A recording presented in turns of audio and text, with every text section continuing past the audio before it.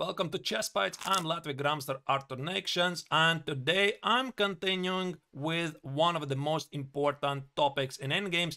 What is a square and what exactly is a floating square?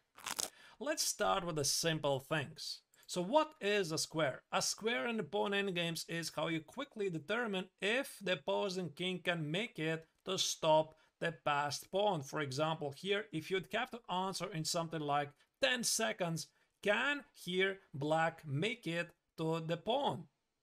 King f8, and you have to calculate a4, king e8, a5, king d8, etc. And finally you understand, okay, he makes it. Okay, I'm safe, right? But how you can do it? You can simply draw yourself imaginary square and just make sure that a king steps in it. As soon as he steps in it, this means the king is gonna stop the pawn. And if we make a couple of moves, here we go, we make sure that the king is in time. Why this is necessary? Because it saves us time, because sometimes we simply don't have the time to calculate if the king is gonna make it or not. Now there's a second example, but here it is white the move, and again we can draw this potential square with the diagonal, and now you see the king is too far away, and after king f8 it's simply not gonna make it and the pawn promotes. It's probably simple, but this is one of the basics which we have to remind ourselves so that we don't mix it up. Now the next position is an exception, and sometimes exceptions happen in chess, and this is one of them. So here the black king is in the square, right? So if we would draw the square once again, we see this despite the fact that if white moves the pawn forward, g4, king c4, g5, here, you already see the king is making it in time. So it's not a great idea for white. But there's an exception. Now what we can do, we can disrupt the black king's route. And this exception is sacrificing the pawn with b5. Now king cannot go king c4 because we simply promote our pawn. And after c takes on d5, now we push g4. And despite the fact that the opposing king is in the square, his own pawn is in the way and he simply cannot get to the pawn in time. So of course we would have to check if opponent can push his own pawns, but he's simply not fast enough and white wins the game.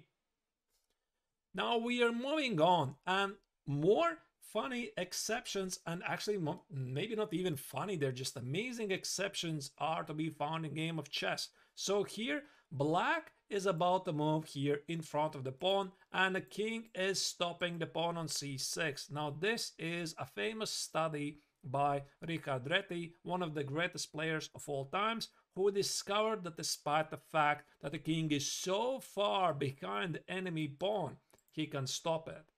So here, after king g7, h4, king f6, this is the so-called technique killing two birds with one stone, because white also wants to go after this pawn here and promote it.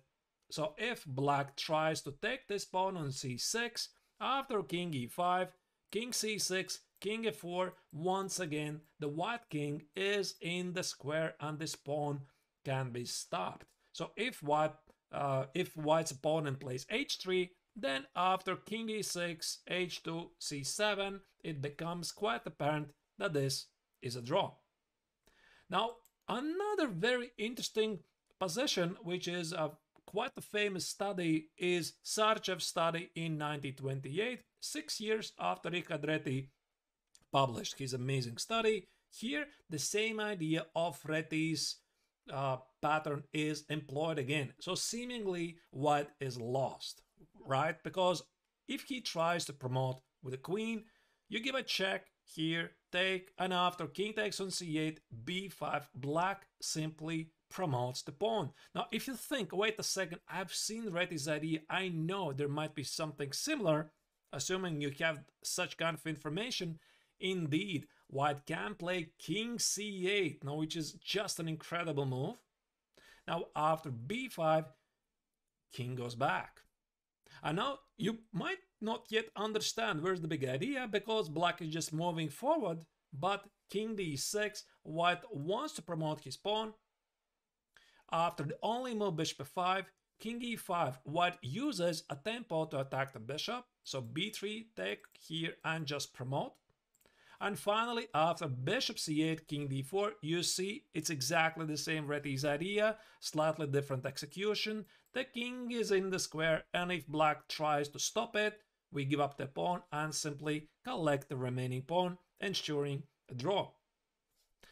Finally, we come up to the term which is called the floating square. I imagine many of you have never heard of it because it's floating in the air. So what is a floating square?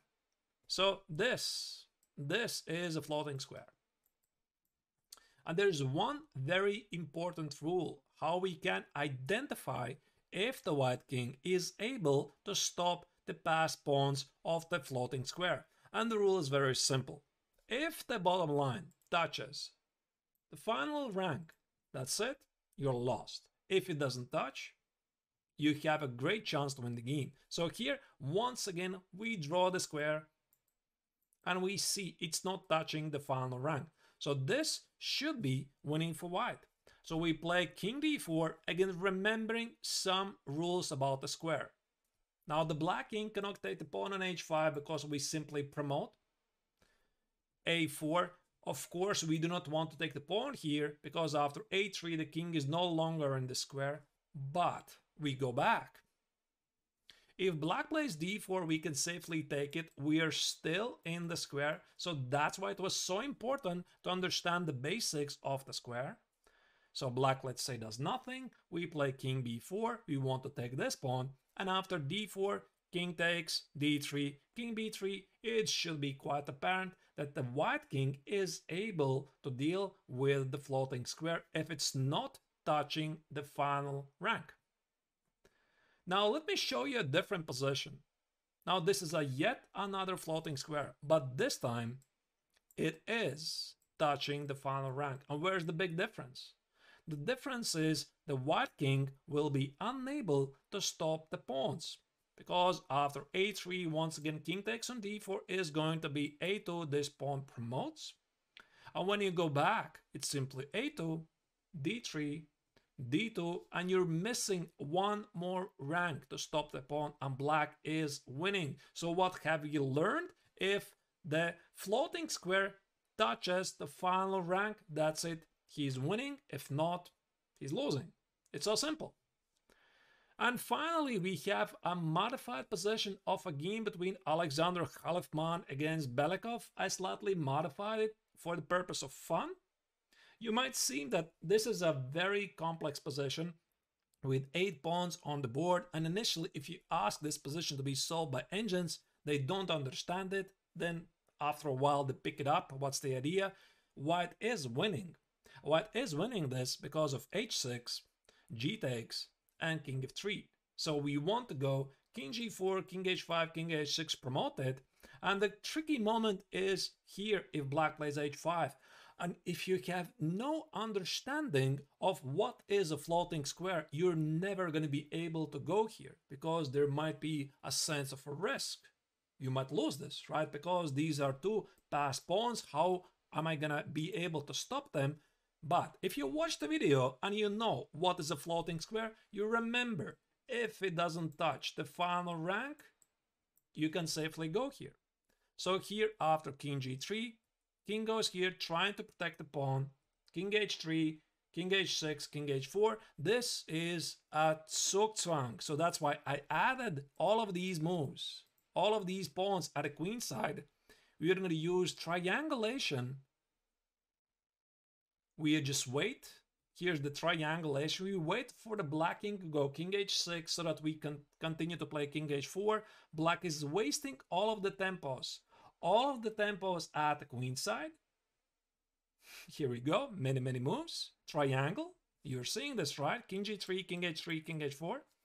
And finally, he has to go e4. He has to push for the pawn.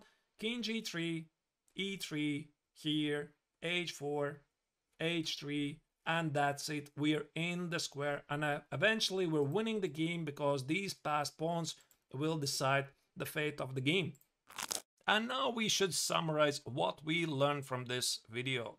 The purpose of the rule of the square is to save you some time in order to make sure that either you or your opponent's king can catch the passed pawn in time. So instead of calculating move by move, we simply draw this imaginary square on the board, and if the king lands inside the square, he should be able to catch it.